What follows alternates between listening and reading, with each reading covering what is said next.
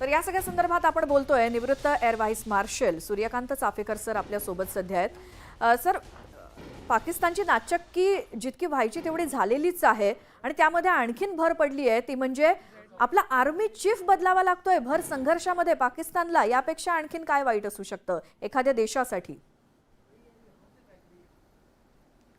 नक्कीच लष्कर हे नेतृत्वावर अवलंबून असतं। त्यामुळे नेतृत्व गुण तुमच्या उच्च अधिकाऱ्यांमध्ये कसे आहेत याच्यावरच तुमचा परफॉर्मन्स कसा होईल हे असतं। इथे चित्र अगदी उलटच दिसतंय। त्यांचा लष्कर प्रमुखच नेतृत्व गुणाचा अभाव प्रदर्शित करतोय आणि तेही अशा युद्धस्थितीत। ही पण एक अतिशय दुर्दैवी घटना आहे लष्करासाठी। ही नाचक्की आहे असंच मी म्हणेल।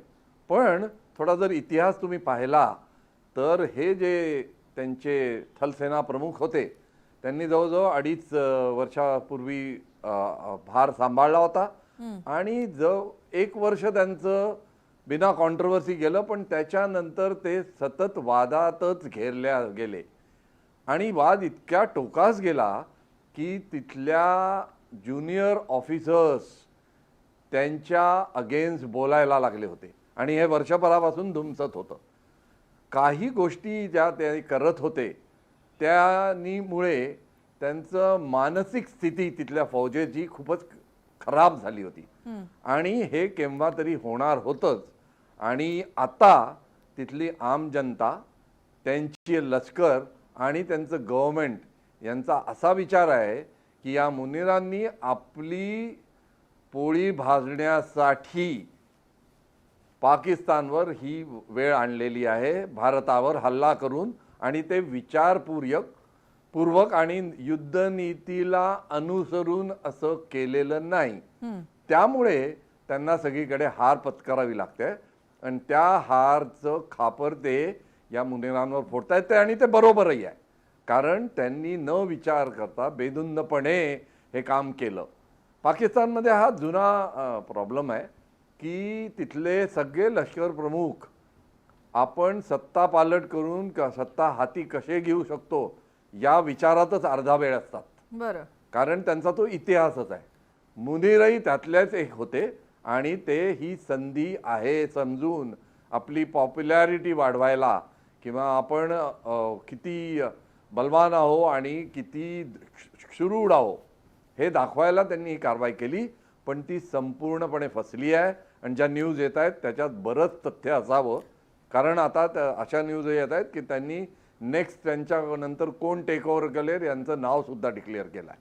त्यामुळे ही अजून एक दुर्दैवी घटना, आंतरिक कलह, आर्थिक स्थिती डबघाई झालेली आणि आता लष्कर मध्ये हा गोंधळ, अशा तिन्ही बाजूनी आंतरिक याच्यात ते घेरलेले आहे आणि इकडून भारताने त्यांना संपूर्णपणे घेरला। म्हणजे आताच्या परिस्थितीमध्ये देश महत्वाचा की चमकोगिरी असाच प्रश्न पडावा अशी वर्तवणूक आहे या अधिकाऱ्यांची पाकिस्तानच्या। चाफेकर सर, आपण पुन्हा एकदा तुमच्याकडे येऊच, मात्र एक मोठी अपडेट समोर येते ती बघूयात। प्रियांका, तर 48 तासातच पाकिस्ताननं आपले गुडघे टेकलेले आहेत।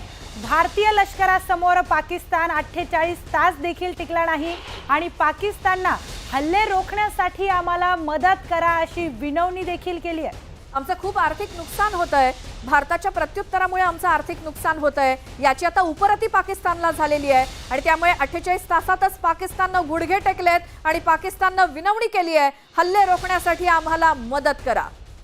पहलगाम नंतर झालेल्या हल्ल्यानंतर भारताने चोख प्रत्युत्तर देत पाकिस्तानमधले 9 दहशतवादी तळ उद्ध्वस्त केले होते।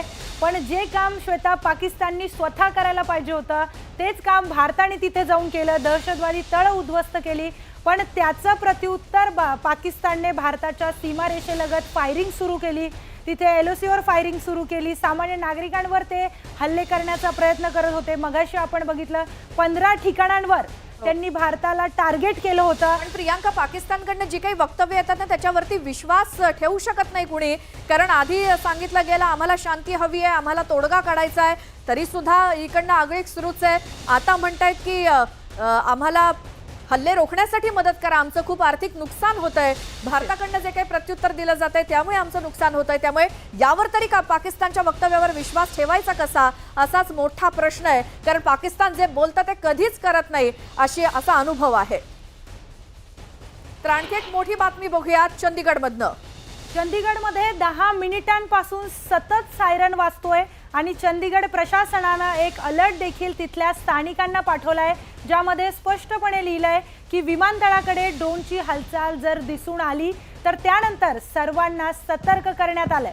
चंदीगड विमानतळ परिसरामध्ये ड्रोन दिसल्याची माहिती मिळाली आणि त्यामुळे 10 मिनिटांपासून चंदीगडमध्ये सायरन वाजतोय. चंदीगड प्रशासनानं एक अलर्ट जारी केलेला आहे, ज्यामध्ये स्पष्टपणे लिहिण्यात आलंय विमानतळाकडे ड्रोनची हालचाल दिसून आली आहे, त्यामुळे सगळ्यांनी सतर्क राहा. चंदीगडमधनं मोठी बातमी.